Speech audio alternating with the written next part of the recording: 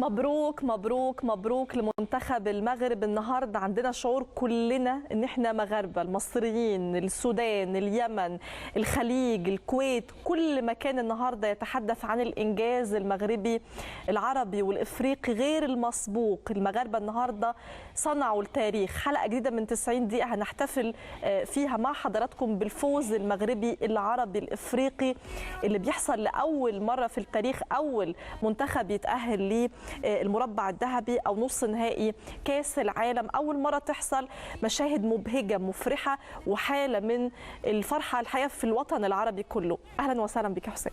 اهلا بك يا هبه، ومبروك ومبروك لكل العرب. سعادتنا النهارده بالغه وغامره، والسعاده من المحيط للخليج، واحتفالات في كل شوارع العرب. انتصار تاريخي وحدث استثنائي فريد. المغرب في المربع الذهبي على الأقل تضمن رابع العالم في إنجاز إفريقي وعربي غير مسبوق، في إنجاز يفتح شهيتنا جميعا أن نعمل أكثر حتى نستطيع أن نصل إلى ما وصلت إليه المغرب ونحتفل معهم بوصولهم لربع النهائي في إنجاز الحقيقة لازم نتوقف عنده كثيرا. هل كنت تتوقع فوز بالطريقة دي؟ يعني احنا دايما لا تقول لي بقى كرة أوروبية، لا تقول لي كرة لاتينية، النهاردة الكرة عربية، الكرة إفريقية.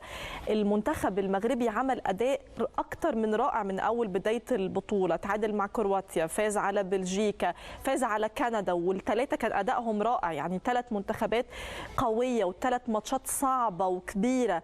النهارده ده كان حلم كبير قوي النهارده ان منتخب عربي وافريقي يوصل للمرحله دي ويوصل للشوط ده. اول مره تحصل مونديال المفاجآت زي ما بيقولوا، مونديال استثنائي بكل المقاييس. ما كانش حد يتخيل ابدا ان المنتخب المغربي يوصل للمكانه دي ويوصل للشوط دوت.